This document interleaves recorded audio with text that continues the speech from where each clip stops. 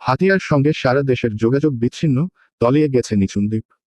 উত্তর পশ্চিম বঙ্গোপসাগর ও তৎসংলগ্ন এলাকায় সৃষ্ট লঘুচাপের প্রভাবে নোয়াখালীর দ্বীপ উপজেলা হাতিয়ায় টানা বৃষ্টিপাত হচ্ছে। বুধবার 28 মে ভোররাত থেকে গুঁড়ি গুঁড়ি বৃষ্টি শুরু হয়। বর্তমানে আকাশ ঘন মেঘে ঢাকা এবং সমুদ্রের পানি উত্তাল। অমাবস্যার প্রভাবে জোয়ারের তীব্রতা বৃদ্ধি পাওয়ায় নদ নদীর পানির উচ্চতা বেড়ে গেছে। এতে হাতিয়ার সংলগ্ন বঙ্গোপসাগর প্রচণ্ডভাবে উত্তাল হয়ে উঠেছে। দুর্যোগপূর্ণ আবহাওয়ার কারণে উপজেলা প্রশাসন সাময়িকভাবে হাতিয়ার সঙ্গে দেশের মূল ভূখণ্ডের সব ধরনের নৌ যোগাযোগ বন্ধ ঘোষণা করেছে। এদিকে সকাল থেকেই নিঝুম দ্বীপের চারপাশের নদ নদীতে স্বাভাবিক জোয়ারের চেয়ে 5 থেকে 6 ফুট পর্যন্ত পানি বৃদ্ধি পেয়েছে। এতে নিঝুম দ্বীপের 9টি ওয়ার্ডের অন্তত 30,000 মানুষ পানিবন্দী হয়ে পড়েছে। অনেকের ঘরে পানি ঢুকে পড়েছে, বিপাকে পড়েছে এলাকার সাধারণ মানুষ। আবহাওয়া অধিদপ্তরের পূর্বাভাস অনুযায়ী সৃষ্ট লঘুচাপটি আরও ঘনীভূত হতে পারে এবং উপকূলীয় এলাকায় ঝোড়ো হাওয়া বয়ে যেতে পারে।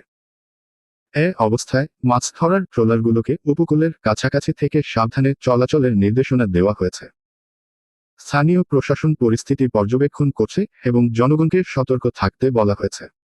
নিঝুম দ্বীপের বাসিন্দা স্কুল শিক্ষক আমজাদ হোসেন ঢাকা পোস্টকে বলেন, বেড়িবাঁধ না থাকায় সহজেই জোয়ারের পানি ঢুকে প্লাবিত হয় নিঝুম দ্বীপ। দিনের বেলায় একবার জ্বর হয়েছে। বর্তমানে তীব্র বাতাস হচ্ছে। এভাবে পুরো নিঝুম দ্বীপ তলিয়ে যেতে পারে। ইতোমধ্যে মোল্লা গ্রাম, বাঁধাখালী গ্রাম, পূর্ব মুন্সি গ্রাম, গুচ্ছ গ্রাম, পূর্বাঞ্চল গ্রাম, মদিনা গ্রাম সহ নিঝুম দ্বীপের সবগুলো গ্রামে পানি ঢুকেছে। বর্তমানে মানুষ বিপাকে আছে। নামার বাজার এলাকার বাসিন্দা জামশেদ হোসেন ঢাকা পোস্টকে বলেন, নামার বাজার সহ আশপাশের সকল রিসোর্ট তলিয়ে গেছে। রাতে আরেকবার জ্বর হবে। মানুষ জ্বরের দিশাহারা হয়ে পড়েছে। আল্লাহ রক্ষা না করলে বাঁচার সুযোগ নেই। সব তলিয়ে যাচ্ছে। এদিকে হাতিয়ার সঙ্গে সারা দেশের যোগাযোগ বিচ্ছিন্ন থাকায় নোয়াখালীর অন্য কোথা থেকে লোকজন হাতিয়ায় যেতে পারছেন না এবং হাতিয়া থেকে কেউ নোয়াখালীতে আসতে পারছেন না। হাতিয়া উপজেলার বুড়িচর ইউনিয়নের বাসিন্দা নোয়াখালীর খবরকে জানান, সকাল থেকেই থেমে থেমে বৃষ্টি হচ্ছে। দোকানপাটে মানুষ নেই। বেশিরভাগ মানুষ ঘরে বসে আছে। কাজে যেতে পারছে না। 3 নম্বর সংকেত দেওয়া হলেও মানুষের মাঝে সচেতনতা নেই।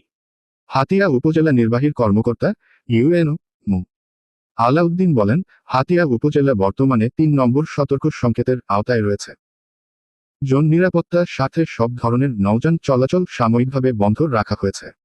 আবহাওয়া স্বাভাবিক না হওয়া পর্যন্ত এই নিষেধাজ্ঞা বলবৎ থাকবে।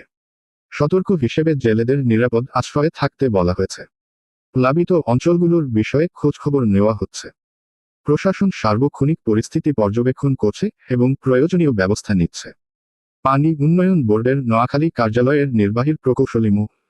হালিম সালেহীর সাথে যোগাযোগ করলে তিনি জানান, জ্বরের ফলে স্বাভাবিক উচ্চতার চেয়ে পানির স্তর বৃদ্ধি পেয়েছে। আমরা খোঁজখবর নিচ্ছি।